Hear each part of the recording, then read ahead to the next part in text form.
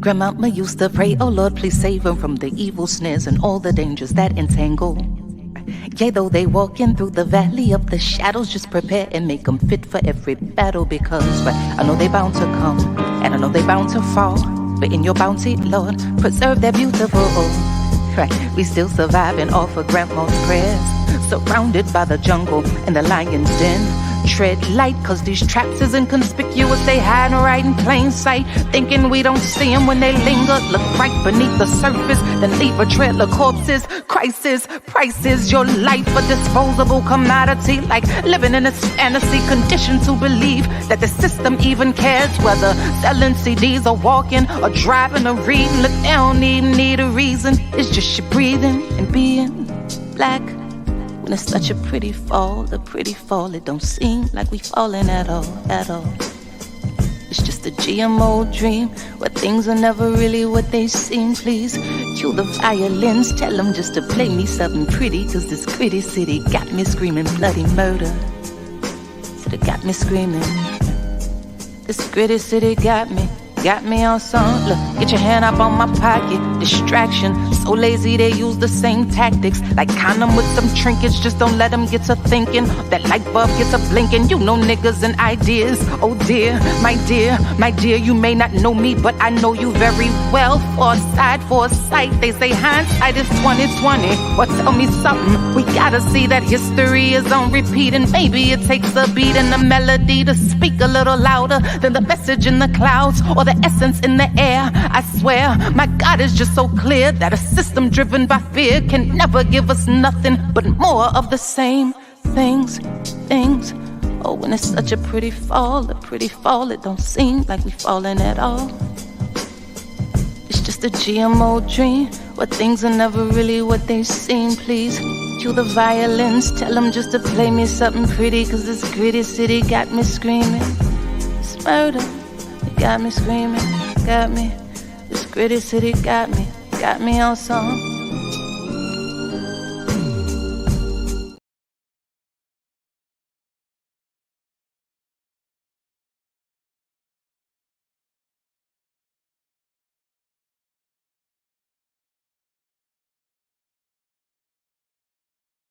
Peace, good people. Hope everything is great with all people out there in Black Power Media land. Man, it's been a rough one, but we're here and we're grateful to be here. Today, first of all, I hope everyone's good out there.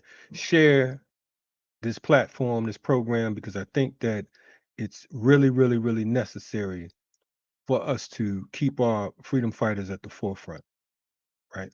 Very important. It's very important that we keep those brothers and sisters who have worked on behalf of our people's liberation movement. It's important that we keep their name at the forefront. In the forefront, it's important that we keep our martyrs and our ancestors and our political prisoners. Their job one.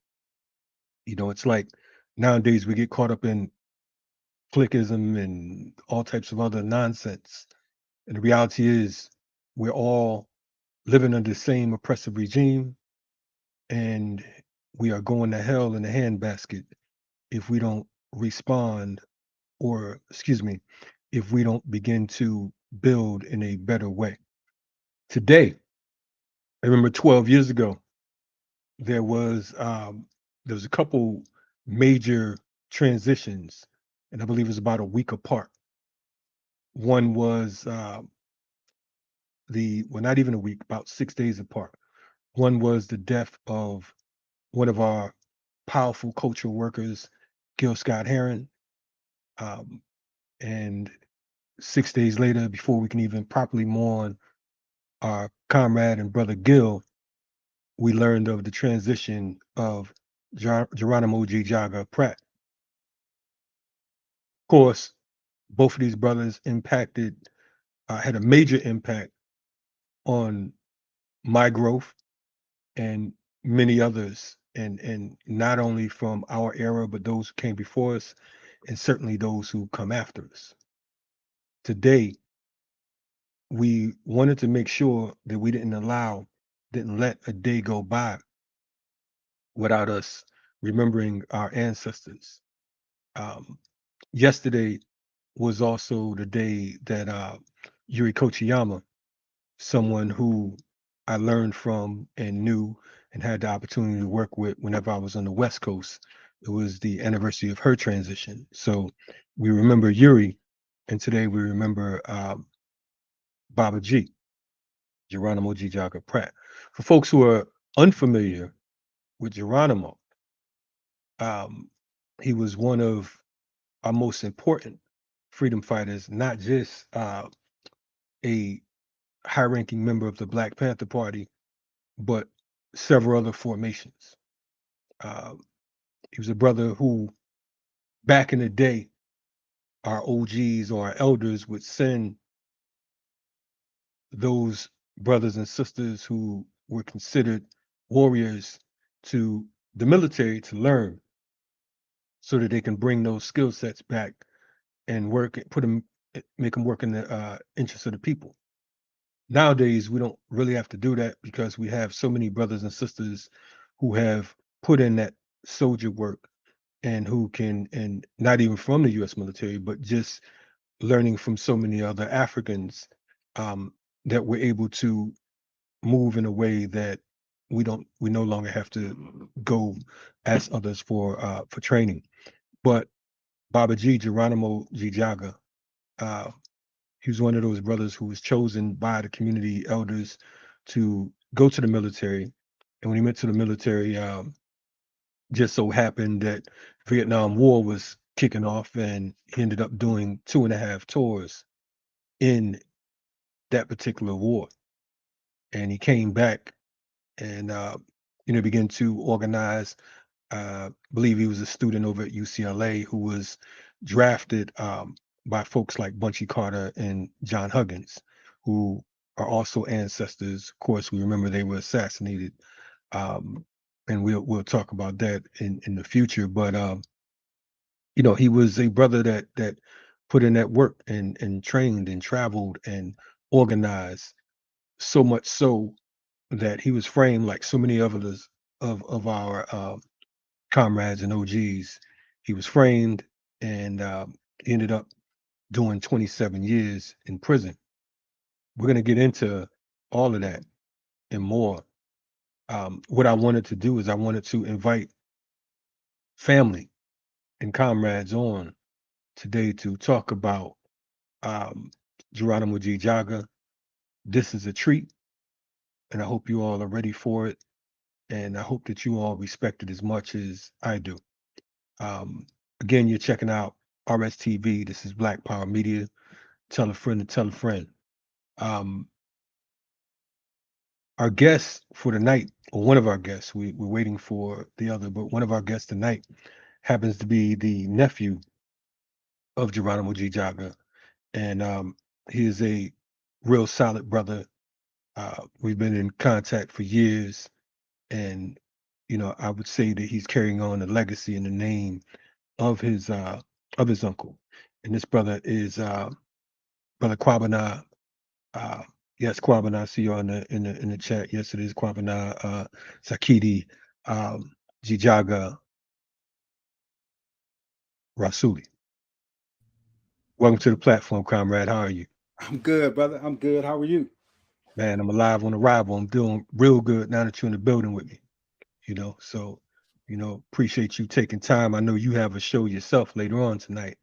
But I appreciate you taking time, knowing the importance of not only someone who is a personal comrade, but a personal family member to you, someone that you grew up with.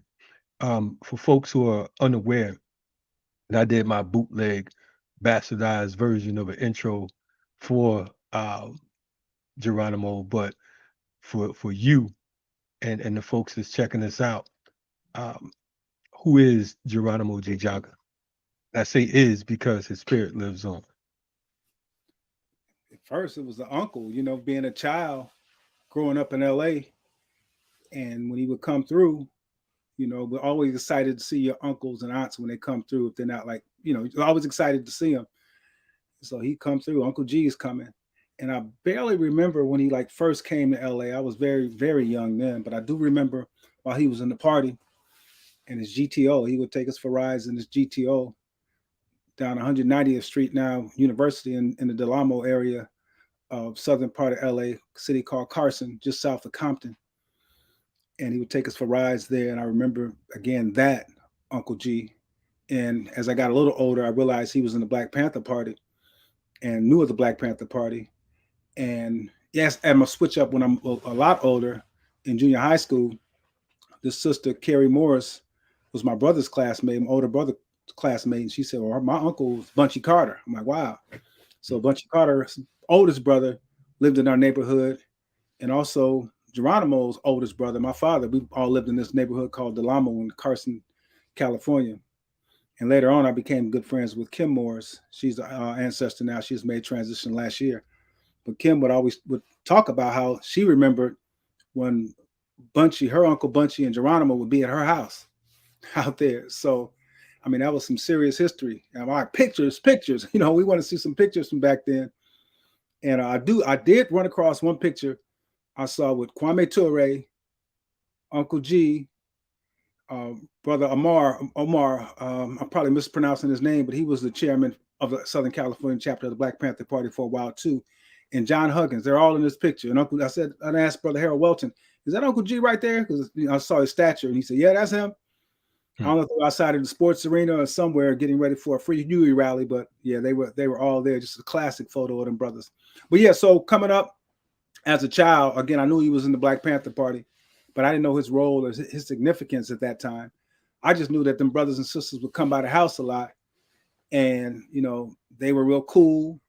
I like eating a lot, so I would, when they bring stuff from the free breakfast program over to the pad, I could enjoy it. And then also and just how cool they were, the beautiful sisters, with their naturals, and just it was just that atmosphere back then. Again, seeing this as a child, and then reading the newspaper, reading Emory Douglas. I think he just hit number 80 recently. But the Panther newspaper, I couldn't wait to read the cartoons and start reading the paper. And I'll start reading the articles and looking at the pictures and stuff. So that influence on me, at that time, but that he had. Right. Yeah. No, that I definitely appreciate you sharing that, because oftentimes, we hear the mystical and the mythical, you know what I mean? And it's like we look at our heroes, as we should, in such a high regard and light, that sometimes we forget the human part. It's almost like we deify, our folks, and then when they fall for grace in whatever manner, you know, then we're quick to scrutinize and all of that type of stuff. So I'm definitely happy to have you come on and talk about Uncle G. You know what I'm saying? Yeah. So yeah. So if you don't mind, for folks, again, because you kind of gave us a basic of who he was in your childhood.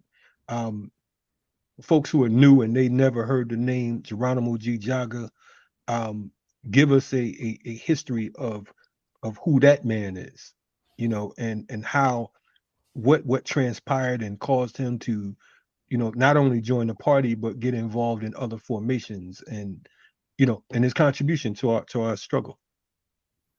You're born in September 1947 in a place called Morgan City, Louisiana, South Louisiana, near the swamps.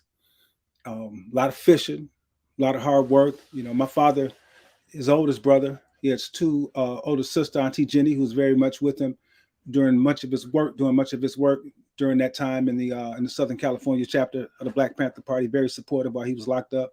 So she was his big sister, my Auntie Jacqueline. Those are the only three left. The three oldest are the only three left. So that's where he was born and raised. Excellent athlete, quarterback for the football team at Morgan City Colored High School back then. They call it Sumter Williams.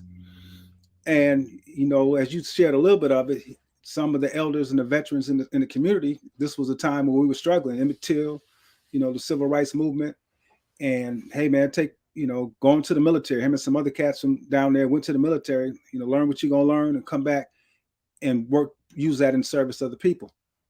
And so that's what he did. This story I love. I was telling somebody about it yesterday, how when they were deployed to Detroit during the riots, during the rebellions, I should say, back then they were told to go, let's go to Detroit, and your platoon or your regiment is going to go out here and try to quell this rebellion that's going on. And then I'm not sure totally how the story goes. I heard different things, but one of the things was they didn't have enough. A lot of the munitions weren't accounted for. So, and Uncle G would say, I'm out here and I'm hearing these helicopters, and I'm seeing what we were doing over in Vietnam to the Viet Cong. Right. And I'm like, man, wait a minute. And so next thing you know, I heard you mention he did 2.5 tours of duty, but he was supposed to be back from stateside. I understand then stateside, but they sent him back to Vietnam again. From what we understand is maybe a punishment for them helping out our brothers and sisters in that rebellion in Detroit after that Algiers motel incident, which brought us the dramatics and all that. Well, dramatics were part of that. So yeah, so no, he was like, no, he was.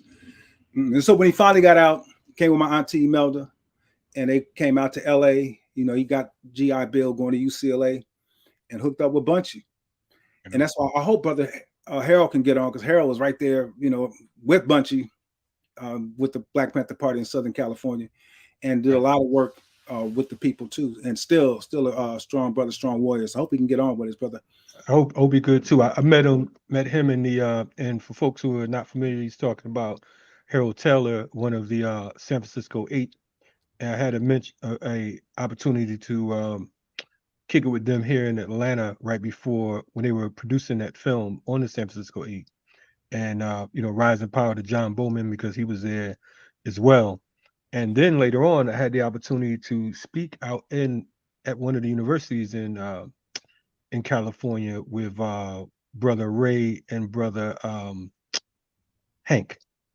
Okay. So definitely would love to see hopefully brother Harold can get on board with us as well. But you mentioned Bunchy, and when you talk about the Black Panther Party and just Bunchy and Geronimo alone, they're two examples of how the movement grows organic. You talking about Bunchy Carter, a brother who came up out of the streets, you know what I mean? Former leader of the Slaussons, I believe. Yes. Yeah, and which at the time I believe was the largest street organization in that part of California. And then you have Geronimo, who went to the military, who was sent to the military by the elders, by the OGs, and came back and did just what he was supposed to do, put his skill set, put it out there for the people.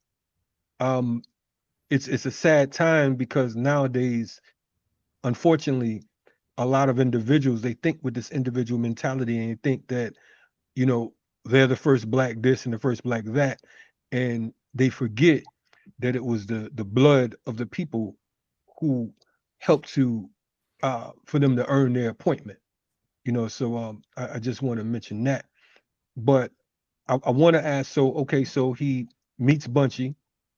This is at UCLA, and we're talking about boom. I don't know if he's planning on just I'm gonna go to UCLA and run into Bunchy Carter. You know what I'm saying? And John Huggins. Right. So what happens next? Because those are two bad brothers by themselves. He just starts organizing and working with them, helping them out with military tactics, I guess, and weapons and strategies. I guess some of the things they were doing in Vietnam. I know in Vietnam, he was decorated veteran in Vietnam, and he never hid that. He embraced that. But he also embraced the fact that, of course, that this was an imperialistic war and what have you too. But yeah, right. So and just start working with the people in the chapter, and like I said, coming up, even once he had I remember reading the paper when he was purged from the party. I was like, purge? I said, Daddy, what does purge mean? And he explained it to me back then. I'm like, wow. So I'd been into reading and trying to understand what was going on with all of that. But even before that, like you said, when John Huggins and Bunchy Carter were killed. Matter of fact, I talked to Tim Hayes. Tim Hayes is a brother who helped start the Atlanta Black Panther Party chapter. He also worked with SNCC and AAPRP. He's still fighting against the violence that's going on. Hopefully we can talk about that a little bit too. Without a doubt. The fratricidal violence that's going on in Philly right now. Black Panther was with Malcolm, working with Martin, but he shared out him, and I think he said he rode to LA one of the trips that he took. I did talk to Erica Huggins recently, and she said it wasn't their first trip out there, but I think he either rode to LA with John Huggins on one of the cross country trips, and they hooked up. And again, that's where they were encouraged by Brother John and Uncle Geronimo to start that chapter in Atlanta, the Atlanta PPP chapter. But that sort of thing. And I was watching a video recently about the struggle with the Black Panther Party in New Orleans. It was the 50-year anniversary of that struggle in New Orleans. Design projects and all that shooting out there. Yes. Yeah. And I remember way back, I said, you know what? My Uncle Timothy was there, Geronimo's brother that was, close in age to him, who's also an ancestor now. And so I watched the documentary, and boom, there it was. I found him. I found Uncle Tim at a 30-minute mark or something. Like, wow, right on, Uncle Tim. So he's there speaking and what have you. But Geronimo's, influence in going to New Orleans. When my grandfather passed, Jack Pratt, I was talking about my grandfather was in the commodities business, like Fred Sanford. No, he wasn't as silly as Fred, but he was a junk man, and in Louisiana. And so my father would tell me how they would always every time they get everything filled up and ready, they'd take the trip from Morgan City to New Orleans to sell the scrap. Right. And come back with enough money to do what they need to do to sustain the big family that he had. But so when my father left and came out to California, Razuli, Charles Pratt, Geronimo and my younger uncles, took over, and they started going with my grandfather to Louisiana. And so that's why even when he was locked up, when we would communicate, and even when he got out, as you know, he was really strong on the Angola 3. Right. And his brothers and sisters out, who are the brothers who were locked up, Brother King, Brother Woodfox, and Brother Woodfox King, and the other brother's name escapes me right now. Same here. And just like Maryland Buck, they let him out right before he was about to die. Right. You're talking about and I feel bad, but it's so many. We'll get back to them in a second. We're not gonna, but that's But so just in his work there, and I remember talking to him about the Mississippi shooting of the two brothers at Jackson, other people that got killed at Jackson State back then. And I was thinking about AK's book. I was sharing some people about his book today, We Will Shoot Back, because one would think that Mississippi, if you don't. You think that Mississippi was a place that just acquiesced and didn't just chill and allowed the oppression to continue. But no, when you read Brother AK's book, you're like, no, several examples of the work that they were doing back then on the street level, on the level with attorneys like Chokwe Lumumba back then, and our other brother. Oh man, anyway, but I cannot think his name. From where? Attorney, he was out in California, Chicago. He made transition to Chicago a couple of years ago. He worked real tight with us on his music piece, and he was in Mississippi. He's featured in our AK's book. Another attorney. His name is something gonna come back to me in a second. Yeah. And you was talking about Herman Wallace as far as Attorney Lou Myers.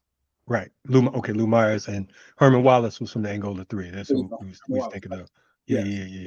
So it's all good. We getting up there, but but I travel. I mean, so. He was not just in Southern California. He was all over. A lot of these things I learned later, but I do remember my grandfather made transition, and you got these old photo albums that we don't know where they are now. But my father flew down to Louisiana for the funeral. We're still real young in Cali, and we wanted to go, wasn't able to go, but he came back with the pictures, and Uncle G was there, and they were in formation there, just like. I don't think he may have been underground at the time when my grandfather made transition. So down in Louisiana with, I guess it was RNA members, so he was organizing, like you said earlier, in different formations, not just the BPP, Black Panther Party, but working with other groups and organizations that were fighting for our liberation, even the Nation of Islam.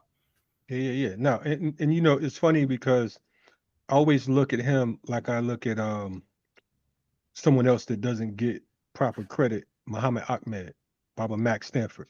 Yes. Because he was another one of those brothers who traveled around the country and aided in setting up formations. And I want to point out, because Geronimo wasn't just like you said, when you talk about the Black Panther Party, not just in LA, but I know he was instrumental in setting up the Dallas chapter out in Texas and as well as other chapters. So this is a brother who was not just a quote unquote uh, muscle. You know what I'm saying? He had the ability to organize and build with the masses of the people and put things in perspective. So I definitely always admired and appreciate that much about him as well. It was in Um, Dallas where he was captured in 19, I think it was December 1970. He was in Dallas where he was captured after, he went underground for a while. right. So let's talk about that because here's this case which took place, I believe, in '68, when they talked about this tennis court murder. You know, if you don't mind, let's talk about this because we want to know what led him to being targeted. Because for folks to be clear, he served 27 years, but it was a straight he was a straight FBI COINTELPRO target. So let's talk about how did that come about? What was you know you said he was captured. Captured for what? For the naysayers. Well, he was always in a lot of charges, and they were always trying to get him locked up because what happened on December 4th. Matter of fact, when I met you, it was December 4th, 2000 and something, over at Ground Zero in Chicago. Right We on. were honoring Chairman Fred Hampton and Brother Mark Clark, Captain Mark Clark, Defense Captain Mark Clark. That's been about at least 20 years or so, or close to it, if not, huh? It's been a while. It was one of them Yeah, cold December days up there. yeah. But not as cold as December 4th, 1969, when Definitely not that cold. when they did what they did. And man, so a couple days after that, they went and raided LA. When they raided the headquarters in LA, they were ready. And they fought them off. And I put a picture up on my page recently with my auntie Jenny that I mentioned earlier, Geronimo, and sister Peaches Moore, Samaya. And she's the one who finally came out with the flag. But they fought off the police for hours and hours that day. And that was They had the sandbags and everything. That's so don't just, we ain't gonna gloss over that. This is important for folks to know that military training is what saved their lives. Because what was that? You said it's about 3 days after they vamped on Chairman Fred? December 8th, and not December 8th till December 9th. I think like it was right here, just a few days Yeah, after yeah. So yeah, 1969. about 4 days or so. Yeah. But yeah, let's talk about that. So they bum rush. This is after they assassinate Chairman Fred and Defense Captain Mark Clark. Shoot up the house and everything in Chicago. It was a coordinated piece. So they went and they attacked LA as well. For folks who don't know the history and what happens with that, you saying they're shooting back. What? Let's talk about that. They fought back. They were ready with their weapons. They were ready, like you said, had fortified the office. They had people on the roof ready to let them know that the pigs were vamping. Letting them know. They got on the phone and called the people so the people would come out. And it was an awesome defense of the headquarters. And there's criticisms of that later on from just the fact of defending headquarters, and that's what happened later on in the party and the movement when they more so went underground. But this is what they did, and that to fight them off. Nobody was killed. Right. Nobody was killed on that day. And there's footage of that. It's documented in 9 Lives of a Panther by Brother Wayne Farr, who was actually in the building on that day. And like I said, we got Peaches who was there. And I met some of in Los Angeles. They do a Black Panther breakfast on Sundays. I think the second Sunday of the month. They're starting it up again. And so if you go to it's Simply Wholesome, it's a Black-owned health food spot. So you go there, and it's really cool because you get a chance to talk with some of the elder comrades at that program that they have. And so, so I met some of the brothers there also who were in the shootout. Brother Roland Freeman was there. He was in the building. And so R.I.P. to him and Ronald. Yes. Yeah, him and Ronald. Yeah. I mean, like I said, I remember them and Harold Taylor when they'd be by the house. My father, Brother would take us to the trial. Even before that, I think the trial started like 72 or something. I remember going to the trial, but I remember these cats, man, when I saw them, and I guess I'm going back and forth, but they had the 40th anniversary of the Black Panther Party reunion in Oakland, and I was there. I couldn't believe when I saw Ronald and Roland and Long John. I just hung with them all the time. So remember, y'all might not remember me, but I was little. Okay, so okay.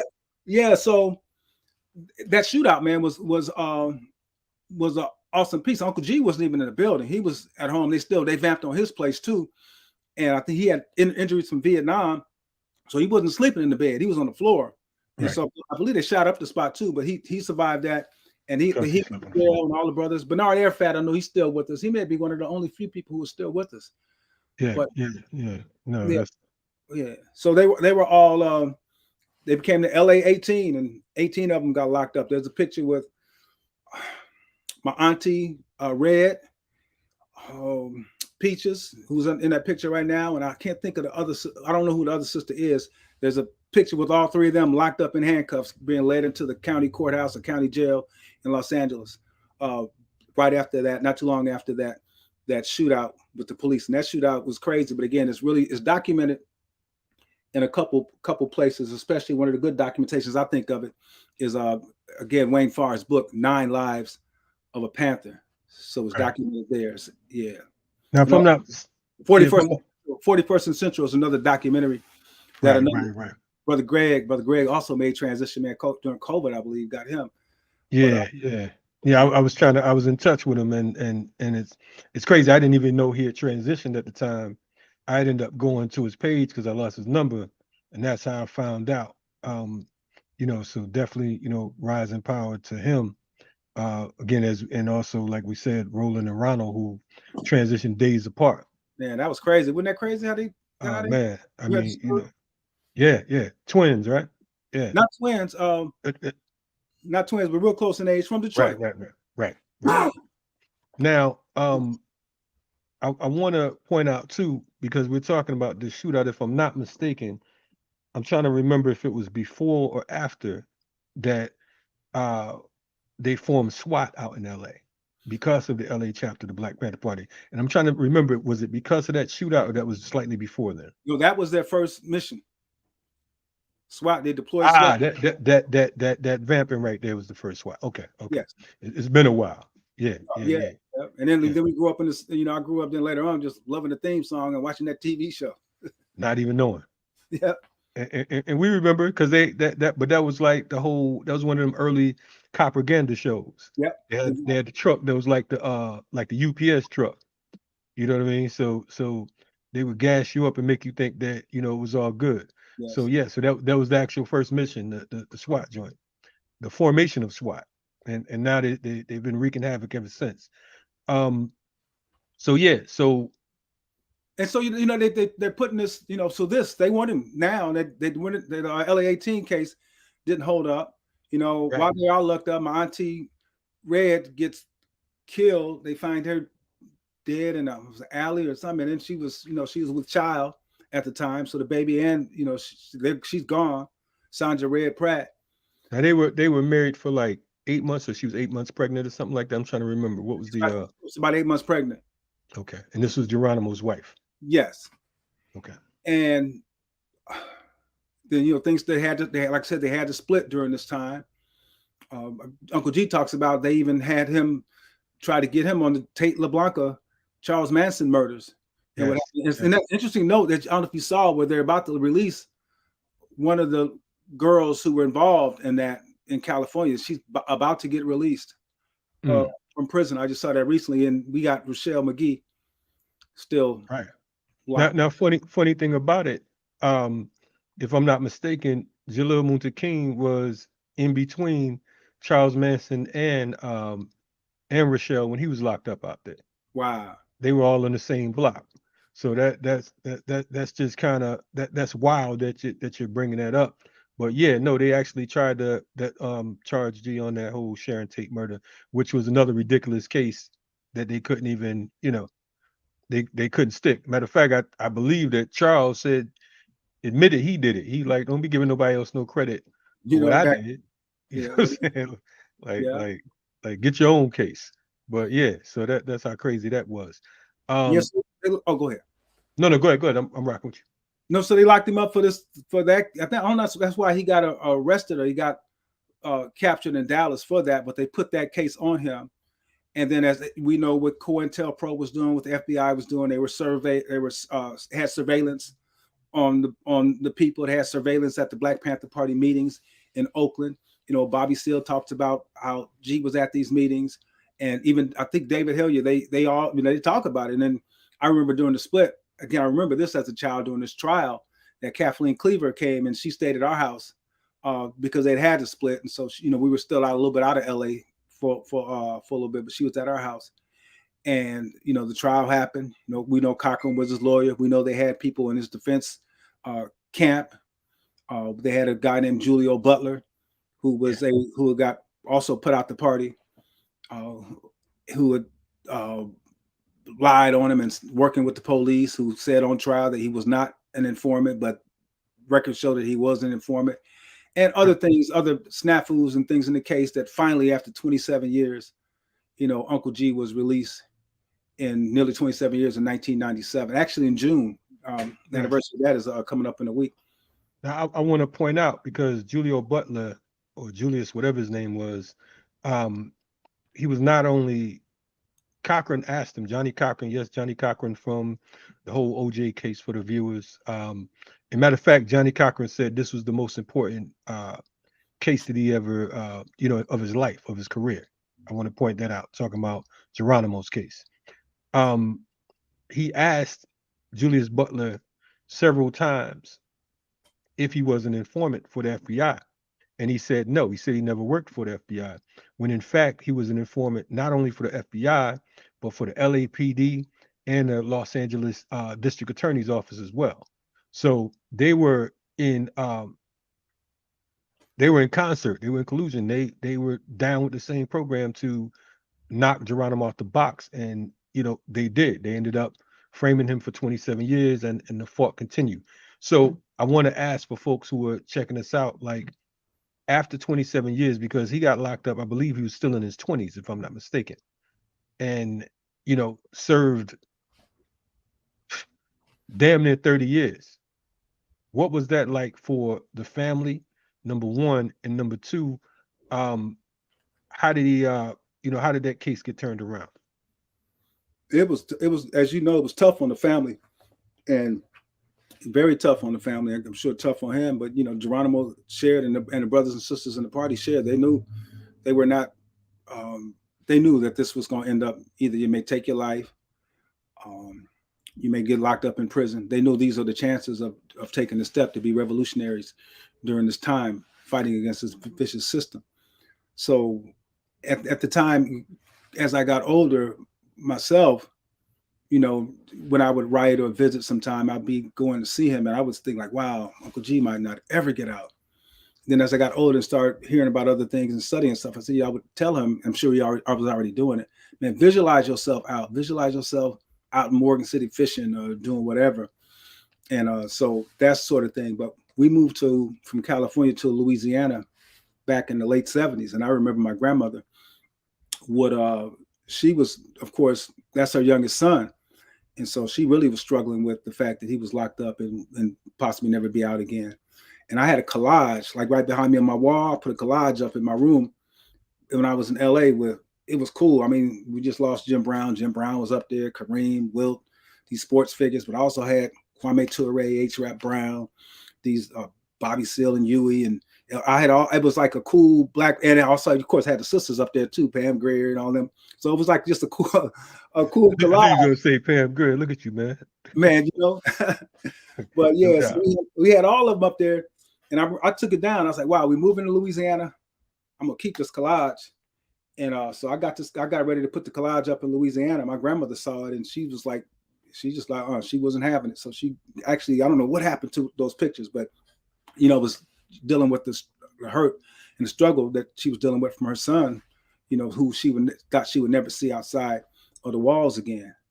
And this is a sacrifice that, again, not just Uncle G and so many other political prisoners, like we said, make. People, warriors who fight for us make. And I heard Brother Deruba talk about it and others talk about it. That's why it's so important that we struggle for them, that we work and demand that they get free, and that we do what we can to help them get free. because if our youth, if our people see now that we're not going to be on the side or supporting people who sacrifice for us, I ain't gonna do, man. They don't care what they're gonna do if you get locked up. They ain't gonna fight for you. You know? Cancel that. You already know. You already Yeah, know. We don't stand a chance. I mean, yeah, you mentioned folks like Michelle who was locked up. Man, before Geronimo is still locked up. Geronimo was locked up, released, made his transition, and Rochelle's still locked up. You know what I mean? So that's how real that is. And the same with Deruba. Um, because I think that and I remember for myself before Geronimo ever got out, him and folks like Deruba, these were uh veteran, OGs that I studied. You know what I mean? So to see him come out, I remember plain as day when Geronimo came out. It was just like, wow, like you said, I didn't many of these brothers and sisters we never thought would come out. And it's not that we didn't have faith, but we understand the system that devours um folks who resist it. You know what I mean? It is a brutal beast, and it will chew you up, and it won't spit you out. It will swallow you mm, wow, whole. yes, It swallow you whole. And folks don't. The important thing that you said, you talked about your grandmother. You know, we don't look at a lot of times we talk about freeing political prisoners, and we talk about brothers and sisters who are locked up and so on and so forth. We don't think about the impact that it has on the family because you're going to a trial or to a hearing or whatever the case is, and you know that your loved one may not come home. And then they get hit with these outrageous sentences. You know, I just left some people in Houston seeing family members crying because, of folks who are on death row right now. You know what I mean? They yeah, put expiration dates. I'm talking about with cases, as you know, just from years of practice, you already know that there's so many brothers and sisters who have been charged and sentenced to death row, many of them executed with no scientific, physical, or no type of evidence at all.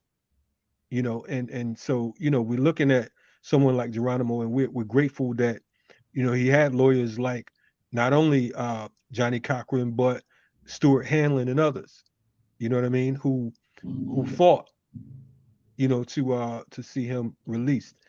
Um, Stuart Hanlon, like you said, he stayed on the case, and we mentioned Lou Myers earlier, Chokwe Lumumba, yes, who worked with him, yes, and others. So yeah, it was very important, and for those who helped us out on this defense committee for so long, my sister helped out a lot. Like I said, my auntie Jenny was there all the time. My cousin Brian was there with him supporting, Bam, and just so many people in the family who was there supporting. And we go visit as much as we could and would write. And it's a trip that Uncle G would send, asked me to send him some Kwanzaa cards one year. I was like, Kwanzaa cards. Yeah, and he would send out, not he would send them out to people, right. Kwanzaa cards. And that's the principles. He dealt with the principles. He dealt with the principles and concepts, and not the personalities so much. Uncle G was a sharp brother. Like I said, he was valedictorian of his school, football. I mean, when we go visit him, man, you couldn't mess with him playing no Scrabble or no chess or nothing. It was funny because my father, also they get to playing and get to arguing and going at it a little bit, but I don't know. That ain't no word. They arguing up in the prison. Yeah, huh? Arguing in the prison. Yeah, I mean, not with school that about the words they Right, would be trying to right, play right, Scrabble. right. Yeah, I mean, in there watching them and what have you. But yeah, That's family. That's family. I want to slide in this quick fun fact for the viewers. You also have a cousin who's an actress, correct? yes, my Yes, niece, yes, niece, and that is Kyla Pratt.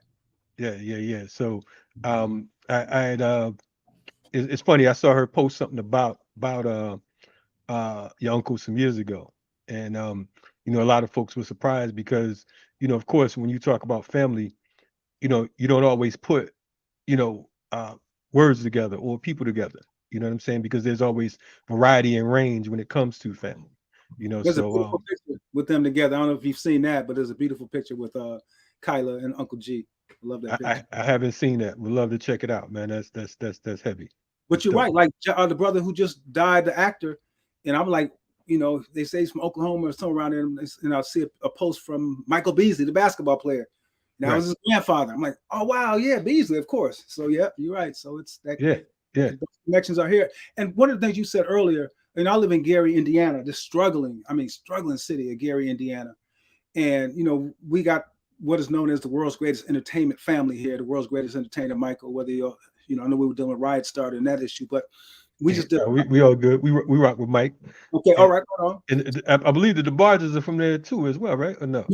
The Barges are from Grand Rapids, I think. Okay. Grand Rapids, Michigan. Okay. I was giving y'all everybody. Good. No, we'll take Mike and Niecy Williams, Jesse Powell and them, but yeah, William Marshall. We got quite a few over here too. But matter of fact, we pay a tribute to Denise Williams finally out here tomorrow, so that should be a good piece. But so I'm also part of this group called Jackson Family Honors, and we're trying to build up, this city's hopefully got some infrastructure to do that. But we had a piece on last week. It was Reby and Latoya's birthday the same day, so we did a little piece for them.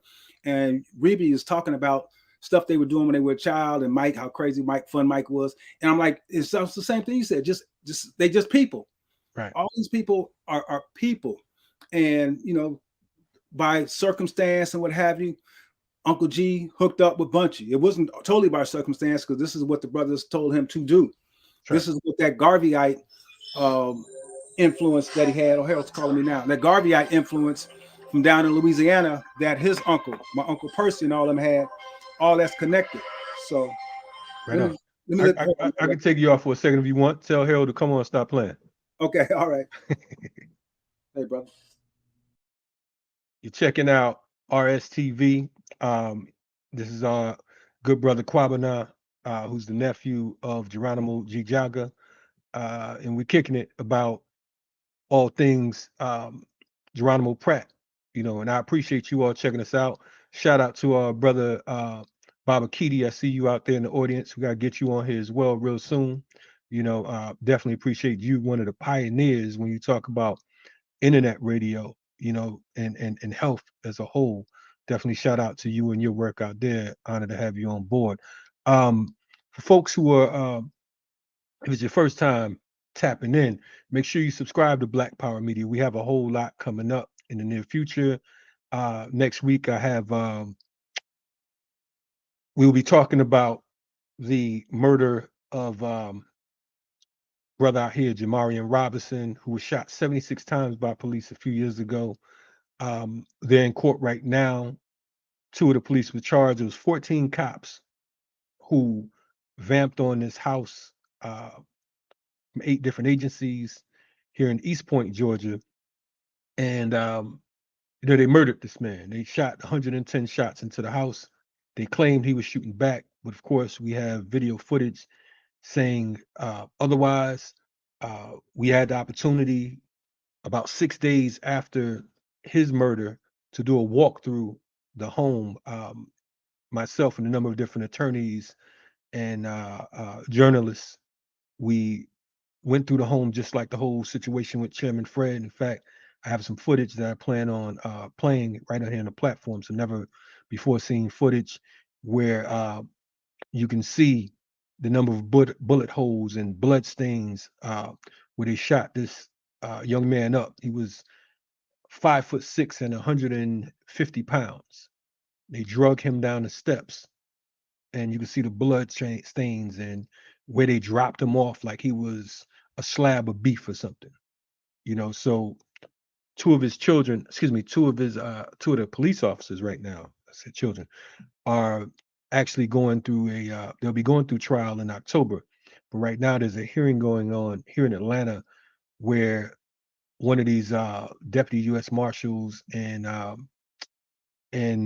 one of the cops from Clayton County, Georgia, they're trying to get immunity. So we're going to be working to stop that situation.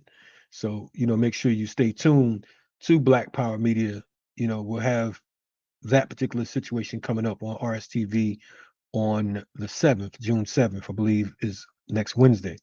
Also next Tuesday on the Remix Morning Show, I will have as a guest the attorney for a young man who was literally eaten alive here in Atlanta in one of the jail cells by bed bugs. So we would have his attorney come on and talk about what went on in that particular case. We have a number of different things coming up, like I stated. Shout out to all the good people that continue to support our work. And my brother Balagoon, I see you in the chat as well. I owe you a phone call. We'll be getting at you real soon. And we're gonna keep it moving. This is what it's all about. We'll bring Brother Kwabena back on uh, in a few seconds, and hopefully we'll have Harold Taylor, which was one of the San Francisco Eight. San Francisco Eight has a serious story as well for folks who aren't familiar. They were a group of individuals who were locked up and tortured. We're talking about cattle prods on their testicles and on their anus and all types of waterboarding and sleep deprivation. They put typewriters over their head and uh, put their feet in water and ice and was using electric shock. This is right here in the U.S. 30 years later, these same brothers were rounded up by the same pigs that tortured them and brought back in. So Harold Taylor, who is one of the members of the LA chapter of the Black Panther Party and a comrade of Geronimo Pratt, hopefully we'll have him on momentarily as well. Anyway, you're checking out RSTV. We appreciate your work. Please share what it is we're doing, and we'll keep you in the loop. I see my brother Kwabena look like he's still trying to help the brother in the background. How we doing, bro? I think we may be doing good. So I just texting the link. So he's on. He said he heard you singing to him. Okay, right on. So, cool in the game. Cool in the game. So hopefully he'll be in with us in a minute. And you mentioned the case of the San Francisco 8 case that they brought back up again. Just ridiculous. I'm glad they all got out, but I offer that. But there's so many stories, so many great stories. I got this book from Don Cox. That's a powerful book. I mentioned the book by Wayne Farr. There's so many books and stories. I've read Soul on Ice a couple times, and it's just so much good information about these brothers and these sisters and their struggle for our freedom and our liberation. And then, as we know, they weren't playing. And so right. I'm going to mention this now too, and hopefully I mentioned it before we leave. So we were able to get a hold of 5. You got it? You getting in? You see? Oh, he sees himself, so he must be close. Okay. Well, tell him all we have to do is now. If we can see him, we're gonna be good. He said, "Now, he said if you could." I don't know if you heard him, but yeah. But that's cool in the game. We here waiting for him. We got time. Okay. Okay. So what I was saying was that we were able to, we struggle with this issue with this music, and we talk about the sacrifice. Harold hopefully will get on and tell us more about sacrifice and some of the stories with him and Uncle G, things that they struggled and went through, and others. Right. But they did not do this. Rochelle's not still locked up. Mumia's not still locked up. Brother Bowers is not still locked up. Kamu Siddiqui, the brother in Omaha, in Nebraska, man, for us to get freedom to do what we've been doing to each other via this mass media and this music right now. Right. And so we got Sister Charlotte O'Neill, Sister Wanda Ross from the Chicago chapter, Brother David Lemieux, Brother Victor Houston, and Brother Harold Welton, all on point, all ready to be with us on this coming Sunday with CMOTAP, which is a committee to eliminate media offensive to African people, to deal with this murder music, to talk about this murder music. And so that should be a powerful piece. And this is Black Music Month. Every June is Black Music Month since 1979. I think that's the same year that Black August was started. Wasn't about 79? Yep, you're correct. And so, but the theme for Black Music Month, we've been making themes for years, and I was like last minute thinking about a theme that wouldn't play, and I finally looked it up. There's already a theme, and we love it. The theme is called Black Resistance. Right on. That's the theme for this Black Music Month, and so that's what we're doing this Sunday. We're talking about it. We went inviting everybody to come on. It's a live Zoom feed. It's on CMOTAP. Get more information about it, and come hear these brothers and sisters these Black Panthers veterans deal with this issue. They, a lot of them are artists, and they know what it is in terms of what they're doing to us in this music. No doubt. Well, we definitely gonna post it and let folks know as well. Tell Harold we see him. We just need him to turn his camera on now. We saw him with the camera on. It looks like he turned it back off or something. Yeah. Tell him we saw him with his cool hat and everything. We just waiting for him to come on. You said turn your camera on. I think there's probably a button on your phone where it says activate your camera or something.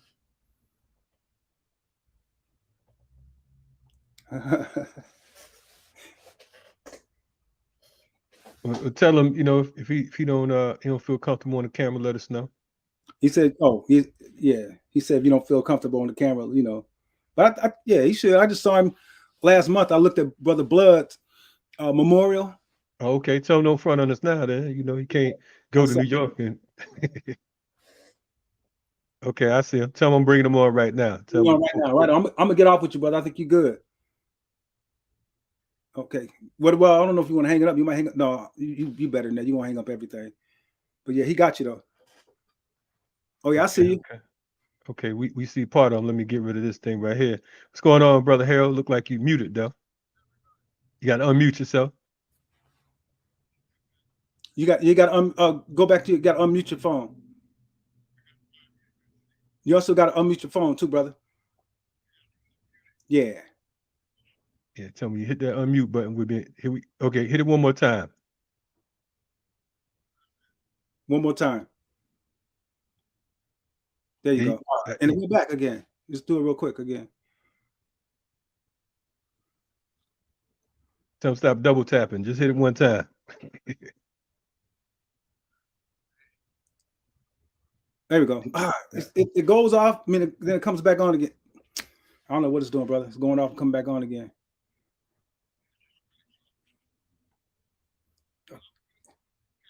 We can't hear you. Yeah. So keep messing with it and just I don't know. But okay, Brother Harold's on mute. If he it goes off and comes back on. Any iPhone users in your chat could tell you what to do. I think Well, I tell you what I'm gonna do is I'll take you out of the camera so you can get that in order. And but we're gonna keep you right here. We just need to take the mute off. Once you get the mute off, we good. Yeah, it was off. He had it off for some No, he's back on again. Okay, yeah. Whatever you're doing, it takes it off and then it goes right back to it. So we here live and direct. We got Brother Harold Taylor, Brother Kwabena. Brother Harold's still on mute. I don't know what he's doing over there, but it's all good. He gonna make it happen. We see him. He about like me with this technology, so don't even worry about it. Some reason they keep going on and off. And like I said, I remember that brother from when I was shorty at the house with my father, my uncle, and one of the LA chapter members, and my father were real tight, and my Uncle Jack. And while they were doing their thing, man, and he shared with me some stories yesterday. We got to hear. We just lost him. Tell me you can try to get back on once again. Yeah, you got off. You came off totally, Brother Harold. Yeah, just tell him log back in. I'm sure it'll get back on. Anyway, for the viewers out here, don't trip. Back in. Yeah, we all good. We have tech difficulties sometimes. This is real live stuff. We don't have any technicians or any of that type stuff. But with your support, we can. One of the things that I would like to do is bring on hold on, I think we got the brother.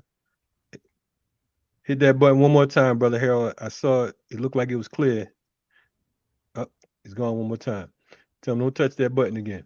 But anyway, I would like to make sure that this platform and my program in particular is available for folks who have hearing issues, hearing impaired. I'm looking to bring on some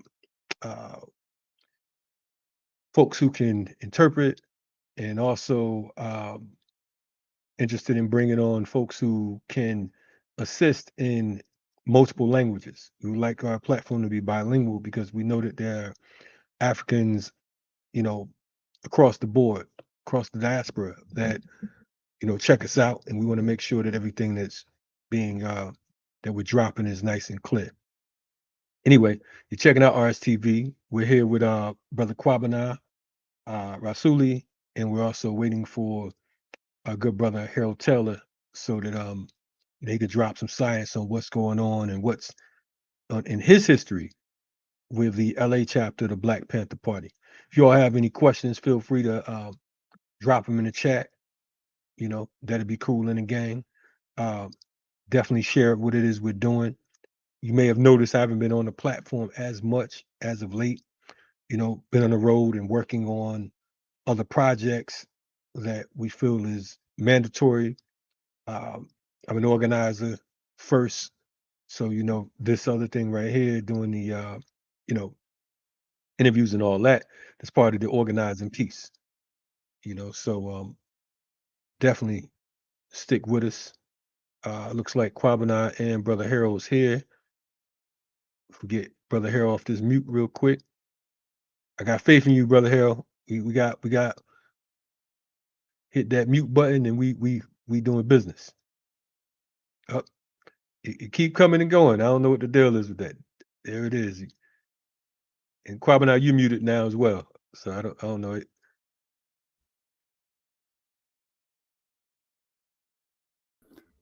I can hear you. Can you talk now, Brother Harold? See if they can hear you. Can everybody hear? Okay, we hear you through Kwabena's phone. That's what it is. So is it too much for that? Yeah, I hear you guys very well. Okay. So Kwabena, I don't know if because we're hearing hearing them through your phone, Kwabena, right now. So it's just the I guess all it is, for some reason, your mute button is still on, but if you want to turn your phone up, Kwabena, then perhaps we can hear him through there. Okay, that's what I was trying to do. So I have it all the way up. Brother Harold, speak loud, man, and maybe they could be all right. And even on your picture, I think that sun is there too. We can kind of, okay, now it's not, but speak loud for us, brother. Hey, how about it, man? Can you guys hear me now? Hey, man, you sound a lot better than being muted. How about that? Okay. How you feeling? Strong too, bro. Hey, man, glad to have you on deck, man. How you been? And I'm still alive. Today is better than yesterday. I'll say that.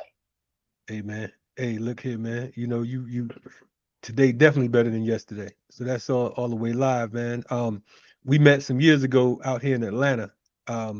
You all were doing a private screening for the film, the documentary you all were doing. This was when Baba John Bowman was still alive as well. I don't know if you remember that.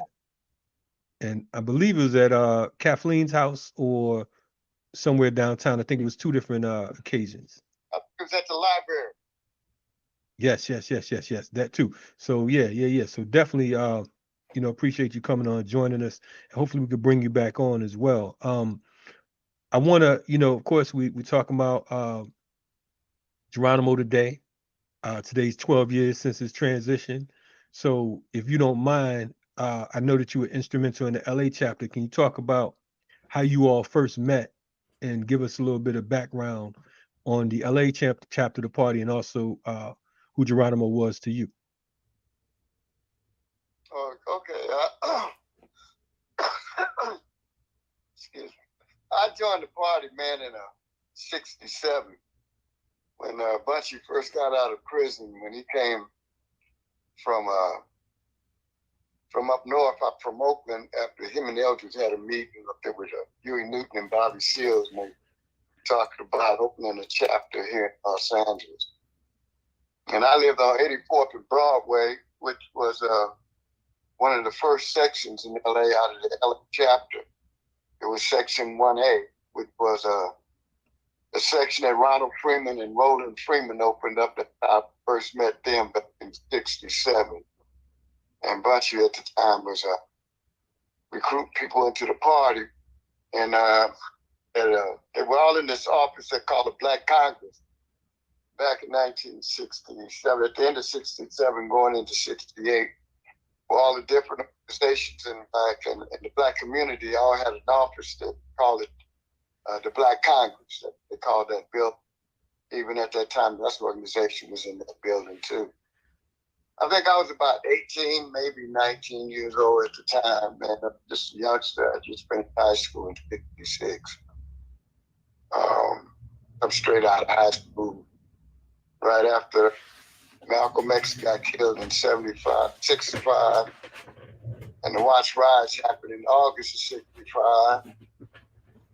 I ended up going to a juvenile camp and spending just about, I got about 66. That's when I started looking for the Panther Party. I first heard of it. I watched a demonstration in Sacramento when they marched on the Capitol. I was sold, man. I wanted to work in the party. I wanted to find out what it was about.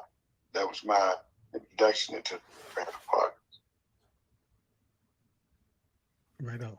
I was telling somebody that yesterday, Brother Harold, about they were asking me about history. I said when they went to the state capitol, and that was broadcast not just statewide but nationwide, that inspired a lot of young brothers.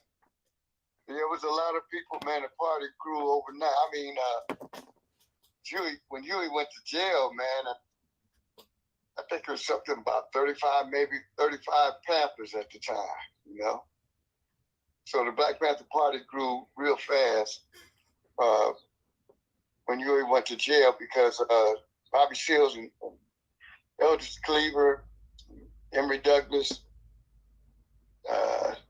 Kathleen Cleaver, they began to build the party by spreading the 10-point program and the rules of the party, how we wanted to get Huey P. Newton out of jail, and why we needed to get Huey out of jail. That became a cry for free Huey, and that united people across the country. A lot of people started inquiring about the party. And that's where I met Geronimo around 1968, the end of '68. I think Geronimo had just come from the military, and he had a red GTO they called the GO. It was a convertible. I met him through Butchie. We just opened the office on 84th and Broadway, which was down the street from my house, and I opened that office. I was a subsection leader around there, and it was my job to recruit new members in the party and to organize that particular area and knock on doors and find out what the people needed in the community, what they wanted to see fit done in the community, what made them feel safe, what things they would like to see. And we just wrote it all down. Came back. We were youngsters, man. We were too young to be afraid of anything. So we come together and people were talking about and start implementing programs and enhance the community because we want to win the hearts of my community because we wanted the community support.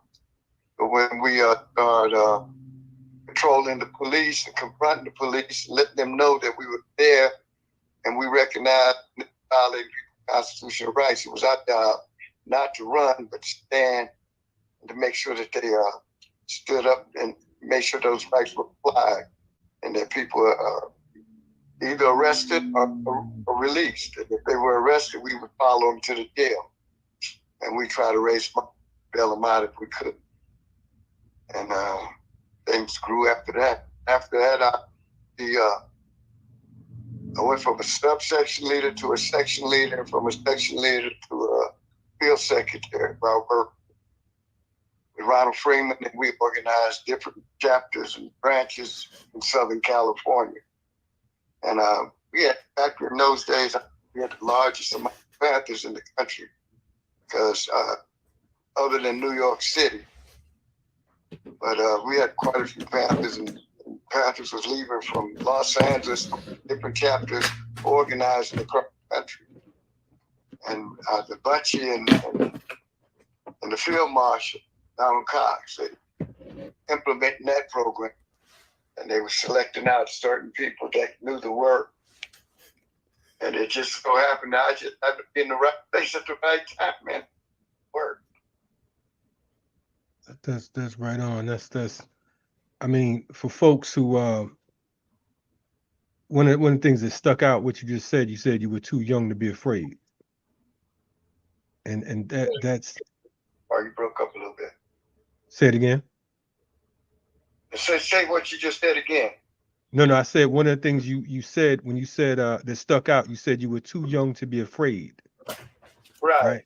Too young to be scared. Right? You know, Butchie had said, man. Butchie used to say, I don't like using that N-word anymore, but he used to say, niggas quit trembling and get mad. That was a challenge. He always had a little stand that challenged your manhood, you know. Even in his poetry, you know, you do something, nigga, you only speak, you know. There was something about it. I'd rather be dead, shit like that. Slave of natural death who dies, cast after death at two. Not the shame, a bullet lies within my brain. Who talks like that? Our friend is Bunchy Carter. He was a cat, man. He was a cat's cat. So Bunchy was like the H-Rap Brown of over there with the rhyme, huh? Yeah, it was easy to get lost into Bunchy's charisma, but at the same time, what I loved and admired about Bunchy Carter more than anything else, he never asked anybody to do shit that he wouldn't do himself. He led by example.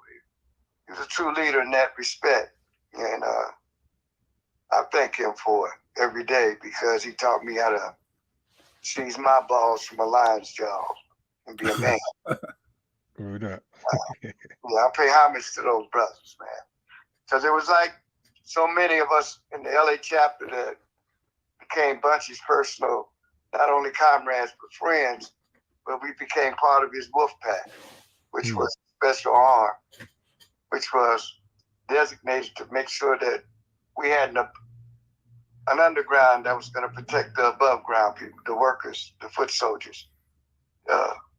He said the wolf pack, Brother Harold. The wolf pack was always about the rank and file. We all learned about the rank and file early in the days of the party. That all armies move on their feet, and if you didn't have good foot soldiers, you had no army. And Bunch always stressed those things. And you said the wolf pack. It was easy to listen to him. It was easy to learn. He spoke, man, in simplicity, man. Everything was very like Malcolm X. The way he articulated things, the way he broke that. His analogies was just on point, and anybody could understand what he was talking about. He painted a vivid picture. I learned those things from him being a teacher, by being a good student. That way you can be a good teacher. That's what I learned. The LA chapter, I understand Harold Weldon. You guys probably met that brother. That's a great brother, man. Harold Weldon is some kind of special guy to me. Yes, indeed. I never met Harold before I met him at Bunchy's little brother's funeral, but I knew of him because he worked on my case in 1971 when the police tried to execute me with John Bowman and Ray Boudreaux when they shot us up in a car and shot me 6 times, shot Ray 5 times, shot JB in the back. But we all walked away and survived.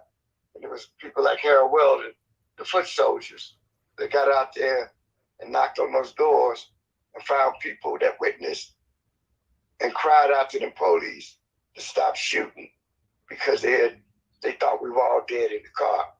But we got the community hollering at the police. And they shot in the car with 250 times. Dang. And if it wasn't for the community, they would have killed us. They dragged us out and beat us. That happened at 9 o'clock at night. We didn't get to the hospital until 12:30 that night, 11:30, something to that effect. 2 hours we rode around a lot in an ambulance with no siren. They was hoping we would bleed out. But out of all those people in the party back then, it was Harold Weldon that told me that I'm one of the last of the originals that joined the party in 1967. I haven't seen anybody that I remember that joined the party with me. They're all gone. So Let me ask. I'm sorry, chapter, good. LA chapter is something very special to me. But I did get the opportunity to meet some great soldiers. I got the opportunity to shake the hand of Fred Hampton. I got the opportunity to meet Donald Cox. I got the opportunity to serve with my comrades, serve with people like Herman Bell, Jaleel Montekeith, just great comrades, Ray Boudreaux, John Henry Bowman,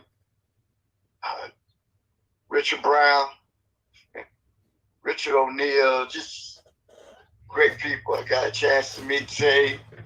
I got a chance to speak of people like Batulu, Daruba, all great soldiers, man. Great comrades. And I just love this. I love what you people bringing to the table. And it makes me proud to know that y'all want to serve the people. But you got to always remember that the people come first. And you got to have an undying love for the people. And you got to be sensitive to the needs of the people. And I'll leave it at that. I get kind of carried away sometimes. Man, I'm from cabin fever. I've been in the house for the last 6 months. I've been having problems with my feet. I'm a diabetic. I've lost a toe on each foot. I was in the process of losing my big toe. I was telling young Razuli earlier. I was in the process of almost losing my foot, but I did the appropriate thing and took the medication I need to take, preserving my foot. I'm in recovery. I'm going to be able to travel a little bit. And tomorrow I'm going to go more to memorialize Paul Red, soldier that was in a 41st and Central shootout back in 1969. I'm going to go put his ashes into the Pacific tomorrow. And I'm going to go pay homage to my comrade, my brother, and my friend. I recruited him into the Black Panther Party. He's a good man. Okay, brothers. Ain't nobody said nothing. hey, man. Nah, we just, I think that if I can speak for young Razuli, as you said, we I think that for us it's more than an interview. It's it's sitting at the feet of, you know what I mean? And I appreciate, that history on LA, because I think that there was so many different chapters of the party, and oftentimes you only hear about a few. So we definitely appreciate that. But I want to ask you, because while you're here, if you can explain the case of the San Francisco 8 and how that came about, because that's some serious history that many folks aren't familiar with. And you mentioned, being shot up in the car and everything with, John Bowman, rest in peace to him, rise in power to him. And I forgot who else you said. Forgive me. Bro, me and Ray. I talked to him today. We got to talk. We talk. All of us talk. We always talk, man. Man, right on. We leave a lot of communication, no matter what petty differences we've had in the past or we continue to have. We put that shit aside, man, and we have to do what matters. Right on. That's what we got to do now. Young people. I'm not telling anybody what to do. I just say I can suggest and I can explain, but I won't tell you to do a goddamn thing. I won't tell you to do anything or ask you to do anything that I'm not willing to do myself. But that work has to be done in order to serve the people. But number one, in order to serve the people, you've got to have that undying love for the people, because it makes the sacrifice that much easier. And it makes it a lot easier because, you're there and you're suffering for a purpose. You're not just there suffering because you hurt your brother or you hurt your mother or you hurt your sister. You're there because sacrifice that you got to be willing to make. Right on. Right on. If you, like I said, if you could touch on the San Francisco 8, because again, there's folks who aren't familiar with that particular case. And I'm gonna give you something. This all stems from schoolboy. It stems from Jonathan Jackson. No, it doesn't. It stems from the first black man that they took and chained him up, and that black woman, and brought him to this country. Resistance is always on that black man's mind. And that gene was passed on to many of us. They say in the Bible, Frantz Fanon says it also, many were called, but few were chosen. And that few that were chosen carried the gene. And that gene continued throughout all of us. But to get to the point on the San Francisco 8, I wanted to give you that on the foundation. Basically, I'm saying that's where the Black Liberation Army came from. That first black man they stole, and that black woman. So there's always been a Black Liberation Army here. And I just happened to be a part of it because when I was in the Black Panther Party, I took everything literally to the point on the 10-point program and the rules of the party. And it also is quoted in there that you could join no other organization but the Black Liberation Army. So Black Panther Party was a stepping stone. And once it petered out, I took it to the next level. The next level was the Black Liberation Army. And we all were accused of different things in this struggle. I was arrested in Los Angeles because at the time, your father, Razuli, gave me a message from your Uncle G. He was in jail. He knew I was underground and I'd made contact. I'd come above ground. And he said that G wanted to give me something special and I can have it. And so I said, cool, what is it? He told me it was a nice package. It was what we needed, weapons and stuff. We were underground. So told me where to pick it up. So I didn't pick it up. I called back and made arrangements for somebody else to go talk to G and make sure this is a sure thing because I didn't know these people. G said, as far as he knew, he was pretty sure that the guy was solid. That was the message that came back to me. I didn't know that this guy was an FBI informant. So he told me to meet him at a certain place, certain time at 9 o'clock. I told him, all right. 51st and 50-something in Hooper, in that area. And I went over there. I was going by myself. Ray asked, could he go with me? And JP said, well, I want to go too. So we went. When we got over there, knocked on the door. So a lady comes to the door. I asked for the guy that was supposed to meet. She says, you don't live here. So I looked around. I seen headlights come on down the street. I thought it was people from the US organization because at that time, we were warring with them, but I wasn't a part of that war. I'd left that. I didn't sign up to kill black people. I signed up to serve the people. So we was getting ready to leave. Another car lights came on. They followed us. They were plain clothes, plain cars. I didn't know. They were SWAT teams. We got down the street. A black and white came out of nowhere, got behind us. I kept looking in the side view mirror. I could see a line of cars all of a sudden behind us. I tell Ray, don't pull over in that particular area because they had lights on us. I tell them to make sure we pull over where there's lights so that people could see what happened. We had guns on us, but we always had guns back then because people were killing members of the Black Panther Party. Robert Webber got killed. Fred Bennett disappeared. Franco Diggs was dead. You know, Butch and John, all this other stuff going on.